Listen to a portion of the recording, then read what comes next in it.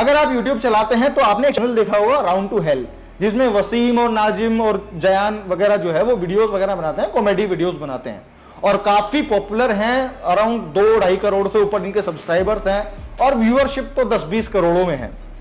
अब वसीम के ऊपर में एक केस हुआ जिसकी वजह से उसको जेल भी जाना पड़ा और उसको माफी भी मांगनी पड़ी। अब केस किस बात पे हुआ, यह बड़ा इंपॉर्टेंट क्वेश्चन है। और वो केस हुआ है, इन्होंने 4 साल पहले एक वीडियो बनाया था। उस वीडियो में वो सेंटेंस वगैरह को समझा रहे थे कि हिंदी को इंग्लिश में ट्रांसलेट करो, तो पहले एक सेंटेंस आया तो वो नॉर्मल रहा, उसमें दूसरा सेंटेंस राधा का था कि राधा क्या करती है वगैरह कुछ। पहले आप वीडियो देख लीजिए। Mohan is doing a good work, इसका हिंदी में मतलब हुआ मोहन अच्छा काम कर रहा है। तो तुम बताओ Radha is doing a good work, इसको हिंदी में ट्रांसलेट करके तू बता भाई, तू बताओ। Mohan is doing a good work, Mohan काम कर रही है। मोहन काम पे लग गया ना जी। अरे यार 3000 रुपये महीना कमा रही है। हम भी जानते फैक्ट्री। राधा क्या कर रही है इंग्लिश में? सर राधा तो छिनाला कर रही है, पूछ लो इससे बेटा। माँ कसम मैंने खुद देखा सर, जुम्मेरात के बाजार में छेड़। तो सुन लिया आपने, इस वीडियो में ये इन्होंने बोला था राधा को लेकर के, और इसी चीज पर मुरादाबाद के अंदर में इन पे एफआईआर कर दिया गया, केस कर दिया गया कि जी यहां पे हमारी धार्मिक भावना है और हमारे हिंदू धर्म के देवी देवताओं का अपमान किया गया है, और अपमान की श्रेणी में ही केस होता है। अब इस वीडियो में हुआ क्या है, वो सही है या गलत है? अब देखिए, आपको पता होगा, और जब आप 10th वगैरह पढ़ते होंगे स्कूल में या फिर 12th तक भी ये चीजें चलती हैं, तो वहां पर अधिकतम इन वाक्यों के लिए, सेंटेंसेस को पूरा करने के लिए राम, श्याम, गीता, राधा और इन सब तरह के जो नाम हैं उनका इस्तेमाल किया जाता है, क्योंकि ये बहुत कॉमन से नाम है जिनको लेने में आदमी को नहीं कुछ भूलता है और नहीं कुछ होता है, तो आसानी से समझ में आ जाता है, सिंपल से नाम है। तो वही होता था। अब वही चीज को ये लोग इस वीडियो में दर्शाने का प्रयास कर रहे थे कि हम जो है हिंदी को इंग्लिश में ट्रांसलेशन वो कर रहे हैं।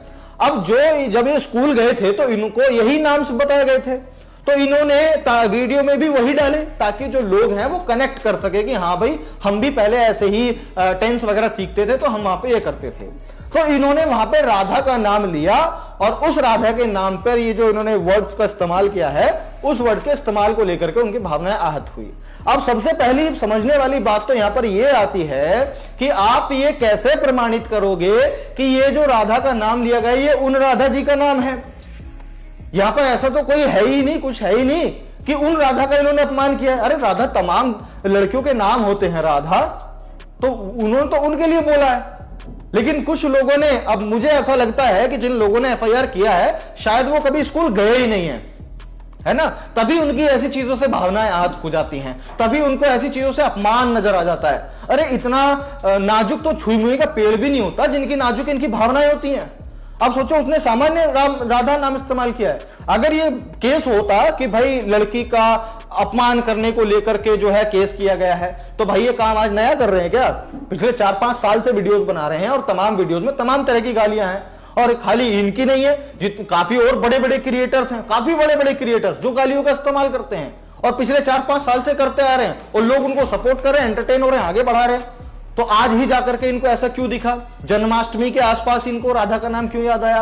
अब मुझे एक बात और समझ में नहीं आई कि मान लिया किसी की पत्नी का नाम राधा है और वो उसको प्यार से राधा बेबी बुलाता है, और मान लिया वो बाजार में कहीं आगे खड़ी है और उसने बोला राधा बेबी इधर आओ, और वहीं पे ये बंदे खड़े होंगे, अरे इन्होंने तो राधा को बेबी बोल दिया, एफआईआर करो, इस पे एफआईआर करो, धार्मिक भावना याद कर दी। अरे कोई सेंस है इस बात की? कुछ लॉजिक है इस बात का? अरे वो कहां राधा का नाम इस्तेमाल कर रहे हैं और किस राधा का कर रहे हैं, इंटेंशन उनकी क्या है, तुम कुछ नहीं देख रहे, जाके एफआईआर कर दिया। तो इस चीज में मैं बिल्कुल वसीम, नाजिम और ये जो राउंड टू हेल चैनल है, मैं इनके इस बात की पक्ष में हूं कि ये जो एफआईआर इन पर की गई है, जो इनको ये जेल हुआ है, जो इनसे माफी मंगवाई गई है, ये बहुत ही शर्मनाक घटना है जो कि बिल्कुल भी नहीं होनी चाहिए थी। इसका कारण एक्चुअली जो है वो बेकार है। कारण दूसरे होते हैं तभी ये सारी चीजें होती तो ठीक है, लेकिन उन सब चीजों के पीछे कारण जो इन्होंने दिया वो कारण बड़ा बेकार है। अब उसके बाद में एक और बात यहां पे आती है, तमाम तरीके के गाने हैं जो भक्ति भाव में बनाए जाते हैं, या जो ये खुद ही धार्मिक जो लोग हैं वो बनाते हैं, वो किस किस तरह के गाने बनाते हैं वो ये लोग नहीं देखते। है।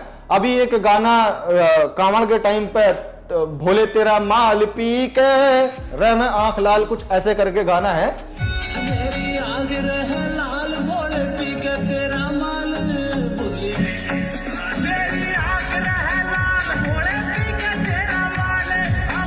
मतलब अब वो लोग खुद इंडिकेट कर रहे हैं कि भोले जी गंजेड़ी थे और भोले जी हम तुम्हारा माल पी के हम नशे में और हमारी आंख लाल है। तो अब ये तुम साफ साफ इंडिकेट कर रहे हो। उस गाने पे किसी ने आपत्ति नहीं जताई। क्यों नहीं जताई? क्योंकि वो तो भोले की भक्ति में बनाया है। अच्छा, भोले की भक्ति में अगर कोई भोले जी को बोल दे कि भाई तुम तो गांजा पीते हो, तुम गंजेड़ी हो या कुछ भी हो, तो तब भावनाएं आहत हो जाएंगी। लेकिन वो गाने के माध्यम से साफ स्पष्टीकरण तौर से बता रहा है कि भोले जी आपका माल पी के, जो आपका आशीर्वाद है, जो आपका सेवन करने का जो पदार्थ है, उसको पी के हमारी आंख में लाल भोले। तो ये क्या है? मतलब आप लोगों की भावनाएं इतनी सेलेक्टिव क्यों हैं? भांग रगड़ के पिया करूं मैं, घोटा ला के ये लगा दे वो लगा दे, वो समझो वो क्या सारी चीजें हैं। लेकिन अगर कोई नशेड़ी बोल दे, कुछ वैसा बोल दे, तो उस पर ये केस कर देंगे, उससे इनकी धार्मिक भावनाएं आहत हो जाएंगी। तो बस यही है, मैं इस देश के लोगों को समझाना चाहता हूं, इस देश के लोगों को, और खास तौर से जो इन लोगों के पीछे खड़े होते हैं ना, उन लोगों को, कि ये लोग अपनी गंदी राजनीति करने के लिए इस तरीके के मुद्दे उठाते हैं। गंदी राजनीति, गंदी पहचान, गंदी चमकाहट को लाने के लिए इस तरह की चीजें करते हैं और समाज में भेदभाव पैदा करने का, समाज में रोष पैदा करने का काम करते हैं।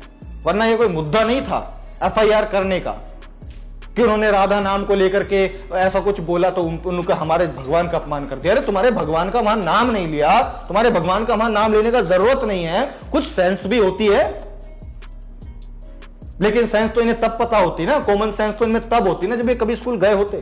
ये एफआईआर करने वाले लोग कभी स्कूल गए नहीं है, इन्होंने टेंस कभी पढ़े ही नहीं है। टेंस पढ़े होते तो इन्हें पता होता कि ये काम तो बचपन से चल रहा है। राम को कई बार श्लोक में, वाक्यों में चोर बताया जाता है कि राम चोर है, इसका इंग्लिश का क्या होगा? तो इसका मतलब क्या है कि उन राम, भगवान राम को बोला है कि भगवान राम चोर हैं? अरे राम एक नाम है। अब राम नाम का लड़का तुम्हारी कोई गली में रहता है, वो दोस्त है, अब दूसरा दोस्त उस राम दोस्त को गाली बक के बुलाता है, तो क्या बोलोगे? क्यों? अरे तुमने तो राम को, भगवान राम को गाली दे दी। अरे भगवान राम को गाली नहीं दी, उस गली में रहने वाले राम को गाली दी है। ये डिफरेंशिएशन इनको नहीं हो रहा और लोगों को ये लोग भड़काने में लगे हुए हैं। अब उन लोगों को परेशान करने में लगे हुए। बताओ, कोई बात है यार? तो इसीलिए देश के लोगों से मैं कहना चाहूंगा कि ऐसे लोगों से सावधान रहा करें, ऐसे लोगों को समझ करके इन लोगों को अपने रिलेशन से बहिष्कार करें। मैं और कहीं से बहिष्कार करने के लिए नहीं बोल रहा, मैं कह रहा हूं कि अपनी जानकारी से बहिष्कार कर दें। संपर्क लिस्ट में नंबर है तो संपर्क निकाल दें, ब्लॉक मार दें, और कभी घर पे आए तो दरवाजा लगा दें और इस तरह की चीजें करें। वरना ये लोग तो बिना फजूल के मुद्दों को उठाएंगे, समाज में रोष पैदा करेंगे, हीन भावना पैदा करेंगे, अशांति लाएंगे और ये सब चीजें करेंगे। तो अगर आप मेरी बात को समझ गए हैं तो इस वीडियो को शेयर कीजिए और लोगों को दिखाइए कि किस तरह की जाहिल मानसिकता जो है आज भी इस देश में पनप रही है और नॉर्मल चीजों को कितना बढ़ा चढ़ा करके, हाइप बना करके लोगों को परेशान करने का काम कर रही है। तो ठीक है साथियों, मैं प्रशांत गौड़, मिलता हूं आपसे अगली वीडियो में। तब तक के लिए बहुत बहुत शुक्रिया, धन्यवाद।